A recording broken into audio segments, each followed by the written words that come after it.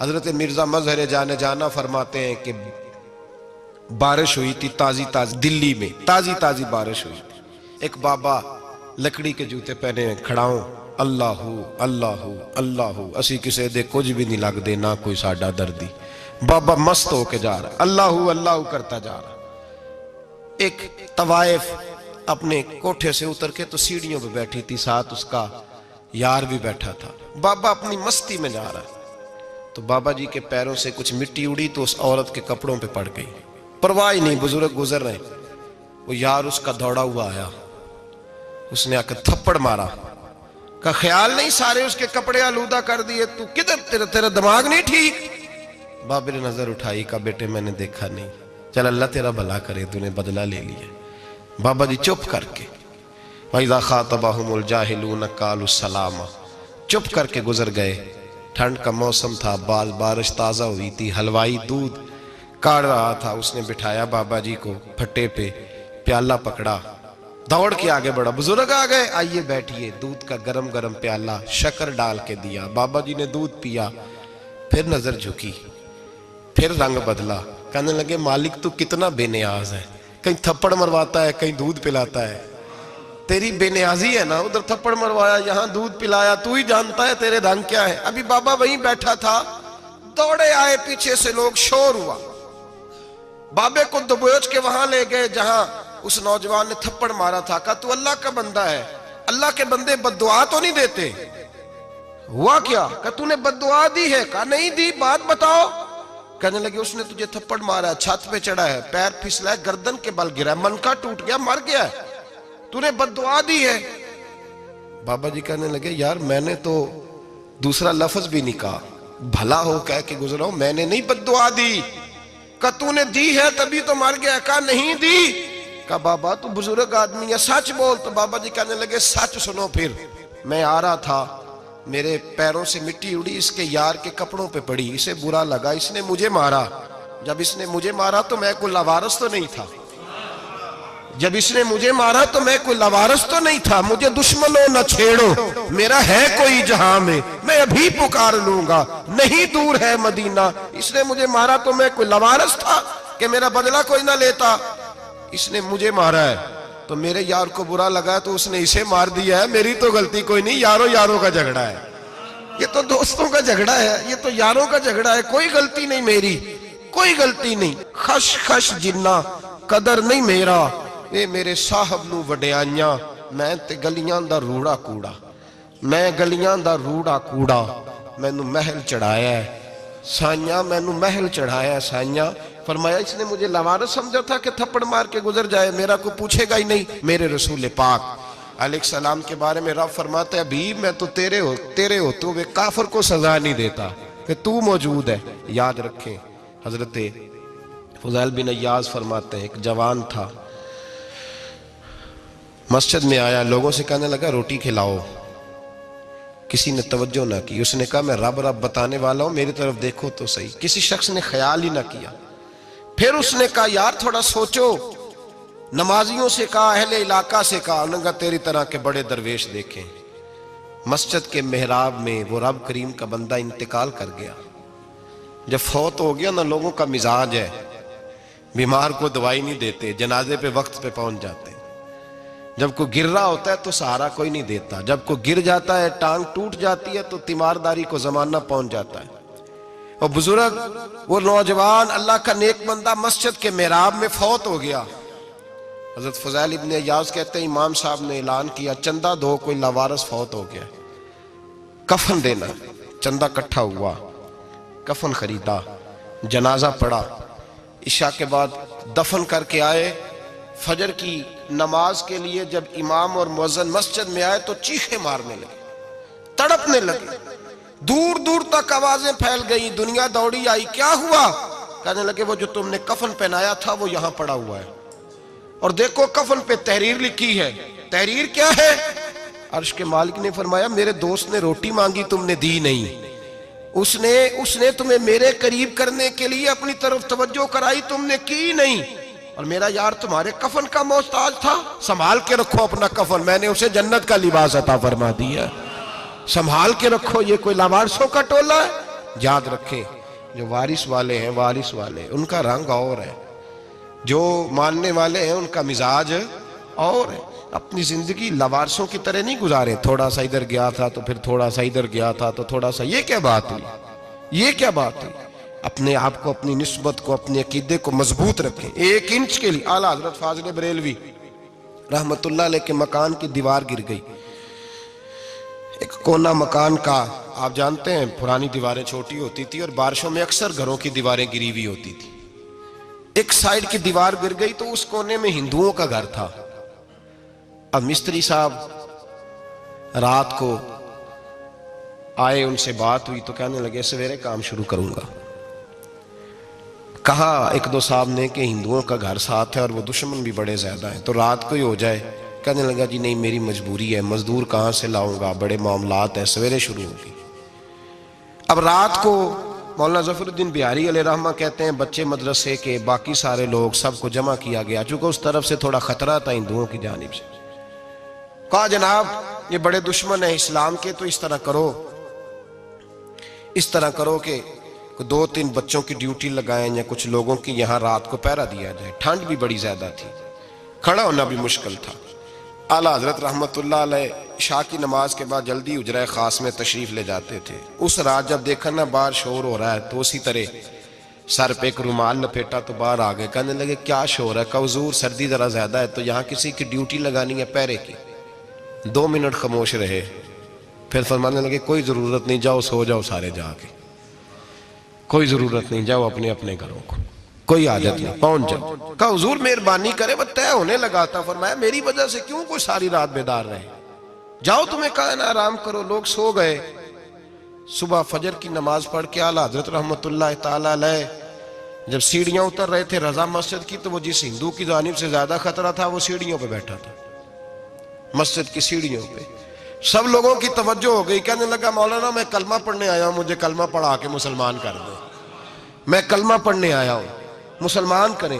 لوگوں کی توجہ، اعلیٰ فرمانے لگے نہیں ابھی تو انتظار کر، تھوڑی دیر کے، اچھی طرح سوچ لے، جذباتی فیصلہ نہ کر کہ تو آ رہا ہے۔ یہ کہہ کے جب 2 سیڑھیاں نیچے اترے اس کے پاس سے تو اس نے پیر تھام لیے، کہنے لگا اب ایسے تو نہ کرو، رونے لگا۔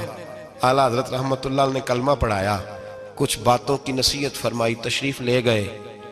گھیرنے والے گھیر کے بیٹھ گئے، کہنے لگے ہمیں بھی بتا بدلہ کیسے ہے۔ کہنے لگا دیوار گر گئی، آدھی رات کے وقت، آدھی رات تک انتظار کرتا رہا، پہرے دار کوئی نہیں، تو 2 تلواریں لے کر جب میں ان کے مکان کی جانب بڑھا، میں نے کہا آج گردن کاٹوں گا اور کاٹ کر کے نکلوں گا۔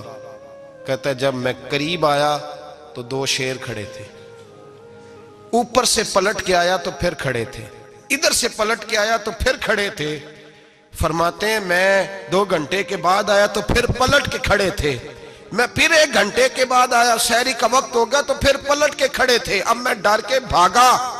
کہتے ہیں فاضل بریلوی نے اپنی کھڑکی سے منہ باہر نکالا، کہنے لگے اور کتنا تجربہ کرے گا، مجھے تو لاوارث سمجھتا ہے، لاوارث ہوں میں، اور کتنا تجربہ کرے گا، بس کر مان جا۔ میں نے کہا حضور یہ کون ہے، مجھے بتائیے تو صحیح یہ کون ہے۔ تو کہنے لگے میں نے ساری زندگی رسول اللہ کی عظمت کا دفاع کیا ہے، ساری زندگی غوث اعظم کے نعرے لگائے ہیں، ابھی تو یہ مدد صرف غوث پاک جیلانی کی بھیجی ہوئی ہے، ابھی تو غوث اعظم کی بھیجی ہوئی مدد ہے، مولا علی ابھی پیچھے ہیں، 2 جہاں کے محبوب ابھی اس سے پیچھے ہیں، وہ تو ابھی پیچھے ہیں، پیچھے کھڑے ہیں کہ ضرورت پڑی تو ہم بھی تیار بیٹھے ہیں۔ او بھائی آج رواج ہو گیا، رواج، میں نے 2-4 دن پہلے بھی کہا تھا، لوگ کہتے ہیں نہیں کوئی نہیں ضرورت، سامنے سارا کچھ نظر آ رہا ہے۔ او خدا کے بندو یاد رکھو، نسبت ہے بڑی چیز، جانے تو دو میں، اگر کسی کو نسبت میسر آ گئی نا، نسبت، خالی دامن ہی مل گیا، تیرے ہاتھ میں کچھ ہے تو ہونی چاہیے نا، خالی دامن ہی تجھے کسی کا میسر آ گیا تو بچ گیا۔ اپنی نسبتوں کی حفاظت کریں، ان کو مضبوط کریں، ان پر محنت کریں، ان پر توجہ رکھیں۔ یہ نسبت جو ہوتی ہے نا، نسبت، یہ دیکھیں نا، ایک گتا ہے، عام کتاب کو لگا ہوا ہے تو جہاں مرضی رکھ دو، اس کی کوئی قدر نہیں، لیکن جو گتا قرآن مجید کو لگ گیا ہے اس کو بغیر وضو چھونا جائز ہے۔ ایک پٹھے پہ اینٹ بنی ہے، جو باتھ روم میں لگ گئی وہاں بغیر جوتے کے جایا نہیں جا سکتا، اور جو مسجد میں لگ گئی وہاں جوتے پہن کے جایا نہیں جا سکتا. یہ نسبت ہے بڑی چیز. اگر میسر آئے نصیب ہو اپنی نسبت کو مضبوط کر کے رکھا کریں, اس کی جولانی کا مظاہرہ کیا کریں. اس نسبت میں روز توانائی آنی چاہیے. میں آپ کو بڑی ذمہ داری کے ساتھ ایک بات بتاتا ہوں تجربے کی. ہمیں جتنا کسی نے آ کے کہا ہے نا نسبت کے خلاف, ہماری نسبت اس سے زیادہ مضبوط ہوئی. ہمیں جتنا کسی نے آ کے کہا ہے نا جی آپ کو کیا ملا, آپ کو کیا ملا, تو ہم نے اتنا کہا یار جیسے جیسے تو کہتا جاتا ہے ہماری تو نسبت میں اضافہ ہوتا جاتا ہے, ہمارا تو مزاج بدلتا جاتا ہے. روز ایک نیا پردہ کھلتا ہے, روز ایک نیا رنگ واضح ہوتا ہے, روز ایک نئی توانائی. ابھی تھوڑے دن کی بات ہے, ایک مولانا شرف الدین صاحب ہے, مفتی صاحب, میرے حضرت صاحب کے مرید ہوئے. مفتی تھے, عالم آدمی تھے, سرکار تاج الشریعہ, ہمارے شیخ سے بیعت کی. اب ہمارے حضرت صاحب کا اس وقت حال وہی ہے وَرَأَيْتَ النَّاسَ يَدْخُلُونَ فِي دِينِ اللَّهِ أَفْوَاجًا. اب فوجوں کی فوجیں لوگ آتے ہیں. ہم نے دیکھا ہے صرف خالی مرید ہونے والے باہر سینکڑوں کی تعداد میں ہزاروں لوگ بیٹھے ہیں کہ صرف بیعت اتنا کہہ دیں ہم نے قبول کیا. اس عالم میں اور جہاں حضرت صاحب کا اعلان ہو جائے کہ تشریف لا رہے ہیں وہاں لاکھوں کا مجمع جمع ہو جاتا ہے اور ایک جھلک دیکھنے کو لوگ ترستے رہتے ہیں. یہ کیفیت ہم نے دیکھی. وہ دور گزر گیا. کبھی ایسا بھی ہوتا تھا ایک میں ہوتا تھا, ایک تو ہوتا تھا, اور تیسری تنہائی ہوتی تھی. وہ دور بیت جاتا ہے, وہ لمحے کسی کسی کو نصیب آتے ہیں. حضرت کا وہ مولانا شرف الدین صاحب کہتے ہیں مرید ہوا, تو مرید ہوا مجمع میں, رسی حضرت پھینکتے ہیں یا چادر پھینکتے ہیں تو پکڑ کے مرید ہوا, تو ساتھ ساتھ اور چادریں باندھی تھی, لوگوں نے پکڑی ہوئی تھی. ایک مولانا, میں جب بیعت ہو کے آیا ان کو بتایا تو مجھے کہنے لگے یار تو ایسی جگہ مرید ہو گیا جو تیری بات بھی نہ سن سکیں, جن کو تو دکھڑا بھی نہ سنا سکے, جو مصروف ہی بڑے رہتے ہیں. کہاں مرید ہو گیا تو؟ ایسے پیر کا بیعت ہوتا جہاں تو جاتا, وہ تیرے پاس آتے, گفتگو ہوتی, بات چیت ہوتی. کہتے جب انہوں نے مجھے بہت زیادہ قائل کیا نا, بہت زیادہ, تو میں نے ارادہ کر لیا. میں نے کہا بات ٹھیک ہے, بیعت کہیں اور ہونا چاہیے تھا. کہتے میں عشاء کے بعد سویا تو حضرت صاحب مجھے خواب میں ملے, خواب میں, اور فرمانے لگے مولانا جب آپ مرید ہوئے تھے تو آپ اس جانب بیٹھے تھے, اس کونے میں آپ تھے, اتنے لوگ آپ سے پہلے تھے, اس حال میں آپ مرید ہوئے تھے, اور جہاں تک بات چیت کرنے کی بات ہے تو آپ نے جو دل میں سوچا تھا وہ میں نے آ کے آپ کو بتا دیا ہے.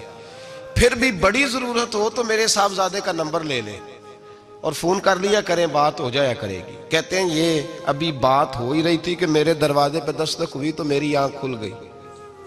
میری آنکھ کھلی تو میں پریشان ہوں کہ نمبر تو ملا نہیں. ایک انجینئر صاحب میرے محلے میں رہتے تھے, فرماتے ہیں وہ شام کو میرے پاس آئے اور کہنے لگے مولانا سنا ہے آپ حضرت مفتی اختر رضا صاحب سے مرید ہو گئے. میں نے کہا ہاں. تو کہنے لگے میں ان کے مدرسے میں کام کر کے آئے ہوں, میرے پاس ان کے بیٹے کا نمبر ہے, چاہیے آپ کو؟ نمبر ہے چاہیے. کہتے ہیں نمبر مجھے وہ شام کو گھر آ کے دے گئے. اب جب میں آستانہ نور پہ بریلی شریف ملنے کے لیے حاضر ہوا تو میرے دل میں خیال آیا, جب میں اندر گیا نا تو میرے دل میں خیال آیا حضور خواب جو آئی تھی اتنی بھی جلدی کیا ہے, ذرا ٹھہر جائیے, آپ ملے جو تھے تو صاحب نمبر بھی دے ہی جاتے. میرے دل میں خیال آیا تو السلام علیکم کے بعد حضرت کہنے لگے مولانا مجھے تو جلدی کوئی نہیں تھی, آپ کے دروازے پہ دستک ہو گئی تھی, مجھے تو کوئی جلدی نہیں تھی, آپ کا دروازہ بجنے لگا تھا, مجھے تو جلدی کوئی نہیں تھی لوٹنے کی. ہر مشکل دی کنجی یارو ہاتھ مرداں دے آئی, اور مرد نظر کرے جس ویلے مشکل رہے نہ کائی. بس لوگوں یہ یاد رکھو اور اس پہ عمل کرو, اپنی نسبتوں کو مضبوط کریں. ہمارا تو جیسے دن کا اجالا چمکتا ہے نا, چمکتا ہے دل کا اجالا, جیسے نیا دن چڑھتا ہے ہمارے لیے تو ایک نئی روشنی لے کے آتا ہے. اپنے آپ کو بیدار رکھیں. سورج اگر باہر پورا نکل آئے نا تو جو آدمی آنکھیں زور سے بند کر لے اسے کوئی شے نظر نہیں آتی. پورا سورج نکلا ہوا بھی ہو, سورج اسے نظر آئے گا جس کی اپنی آنکھیں بھی کھلی ہوں گی. تو آنکھیں نہیں کھول رہے, تو آنکھیں نہیں کھول رہے, آنکھیں, یہ شکوہ آنکھیں نہ کھولنے کا ہے, آنکھیں نہیں کھول رہے تو سورج کیسے نظر آئے گا. بات ذرا سخت ہے پر چلو آپ میرے عزیز ہیں کر جاتا ہوں. ملا رومی رحمت اللہ تعالیٰ علیہ فرماتے مجھ سے ایک شخص نے کہا کہ نبی پاک صلی اللہ تعالیٰ علیہ وسلم اگر سراجم منیرہ ہے تو نظر کیوں نہیں آتے؟ تو میں نے کہا الو اگر آنکھیں بند کر لے تو اسے کوئی شے نظر نہیں آتی. آنکھیں بند کر لے تو اسے کوئی شے نظر, تو آنکھیں تو کھولنا, آنکھیں کھول. یہاں میں اپنے کمرے میں یوں پردہ آگے کر کے لائٹ بند کر کے باہر شور مچاؤں, سورج کوئی نہیں, سورج کوئی نہیں, تو مجھے کوئی بندہ کہے گا پاگل, اس طرح کر, باہر نکل. ادھر آ تجھے دکھاؤں سورج ہے کہ نہیں، تیری تو اپنی آنکھیں بند ہے۔ اقبال کہتے ہیں دل بینا بھی کر خدا سے طلب، آنکھ کا نور دل کا نور نہیں، اندر کی آنکھیں کھول، اندر اتنا اندھیرا ہے تو باہر کیسے نظر آئے گا؟ تو لوگ آنکھ ہی نہیں کھولتے، دائیں بائیں دیکھتے رہتے ہیں۔ نسبت کو مضبوط کریں۔ رب تو فرماتا ہے حبیب تو موجود ہے تو میں کافر کو بھی عذاب نہیں دیتا۔ اب یہاں خالص نسبت کا بیان ہے، خالص، یہ نہیں فرمایا کہ حبیب ان کے عمل اچھے ہیں تو میں عذاب نہیں دیتا، یہ نہیں فرمایا کہ حبیب یہاں خانہ کعبہ ہے تو میں عذاب نہیں دیتا، نسبت کی بات فرمائی، نسبت کی۔